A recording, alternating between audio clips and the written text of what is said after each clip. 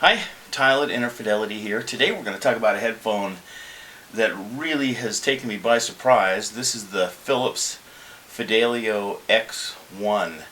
It's a full-size, open headphone. That means it doesn't isolate you from any outside sounds. It wouldn't be a good headphone to go on the street with and so on, because you'd hear too much outside noise. But it's a great type of headphone for listening at home or in an office or in a quiet space. And the reason why open air headphones are good for that is because the openness behind the driver allows the driver to move more freely, and you can usually get a better sense of resolution and clarity from an open headphone. And these in fact do have that characteristic of being very open and spacious sounding. But I'm getting ahead of myself. This headphone has aluminum cups on the outside. There's a plastic insert inside the cup, but it is aluminum on the outside. Aluminum here, stainless steel through the headband. This is a leather headband that has Philips Fidelio embossed on the top. It uses a suspension system like this, so the headband doesn't touch your head. This head pad touches your head. There's a little elastic in there that slides up and down. Now, I found that when I put these on my head, that when the earpieces were in the comfortable position, the pad was actually all the way up to the top. So it's not circular anymore because I've bent it around. You push hard here and then you spread them apart here and here. You can make the top a little taller so that there's a little more room in there. So I found one little bug, it seemed to me, was that this spring tension, the elastic tension on the headband pad, was a little bit tight, and the size of the headband, for me anyway, and my head is slightly larger than normal, could have been a little bit taller. So otherwise, once I got it adjusted, it was a very comfortable headphone to wear. I'll put it on. The ear pads are very large. My ears really don't touch anything inside the pad when it's positioned properly. And the ear cushions are velour. They're very comfy. They talk about it being cool on the website. I don't know that I found these headphones particularly cool, but I guess they weren't confining or hot in the way some headphones can be. At any rate, they're a very comfortable headphone. One of the things I didn't like about them also is that the ear pads are black and very velour and very fuzzy. And while that's comfy on my skin, it gathers dust really easily. Fortunately, as I say, you really don't want to be taking these headphones outside and getting them dirty.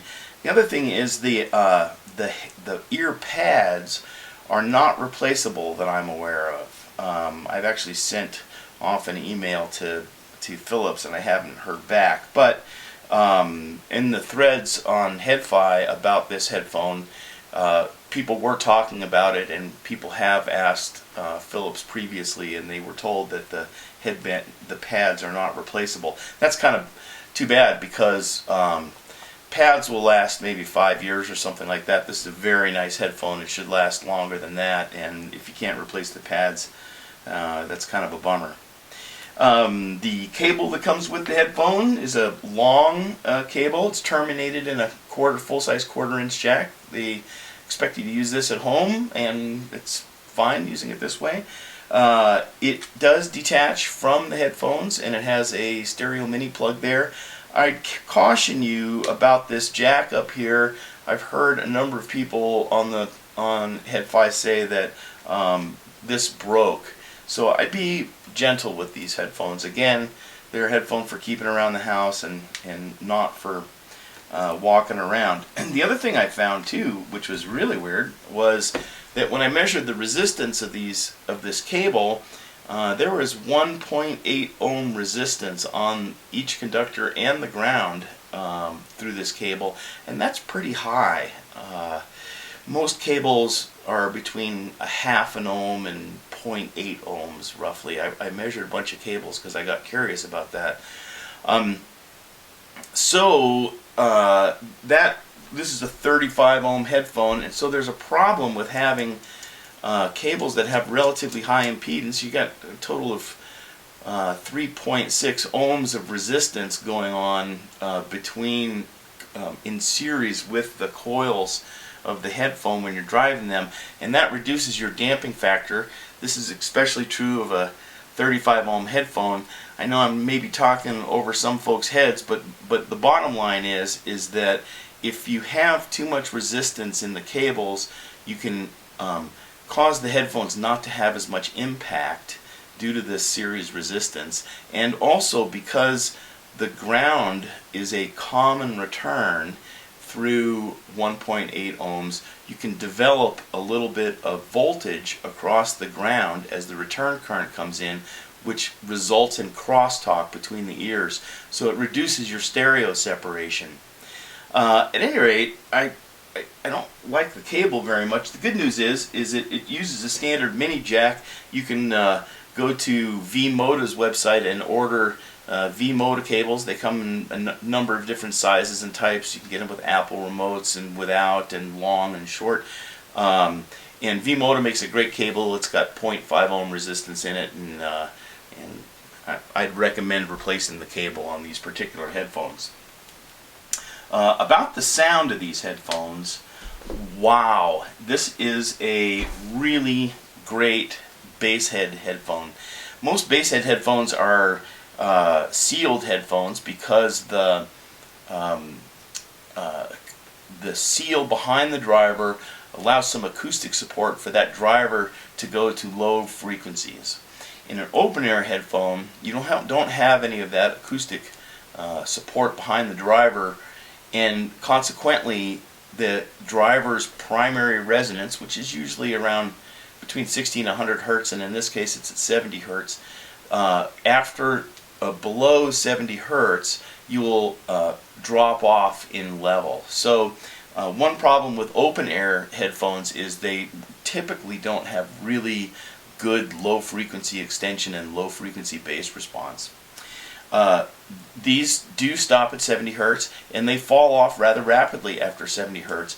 But the amazing thing about them is the frequency response from 70 hertz to 4,000, 5,000 hertz is a straight line on our measurements. And if you go to the Fidelio website and look at this review, at the end of the review there's a measurement section. You can take a look at the frequency response.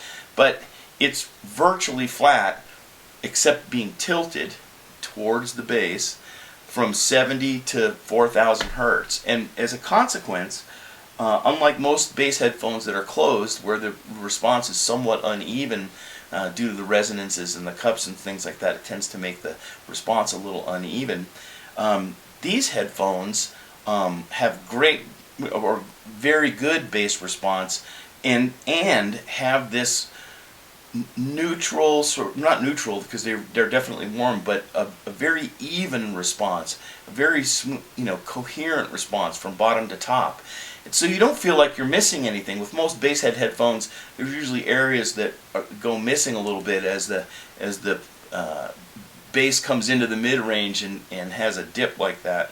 So what's amazing about these headphones is they have this warm, powerful, bass-heavy sense that a lot of folks will like with electronic dance music or drum and bass or ambient music and stuff like that.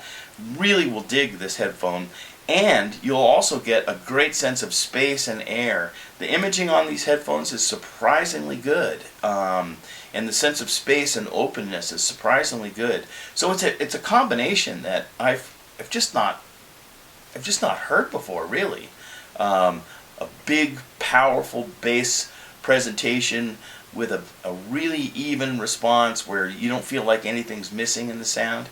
It truly remarkable and terrific. So for those of you who like the big bass and the dance music and all that kind of stuff, this is a great headphone. It's a $400 headphone. It's their top of the line headphone, so it's a little expensive, but I really think they're worth it. So I'm going to put them up on the Wall of Fame as the best open bass headphone. In fact, I think it's the only open design bass head headphone I've ever heard. So it's quite unique.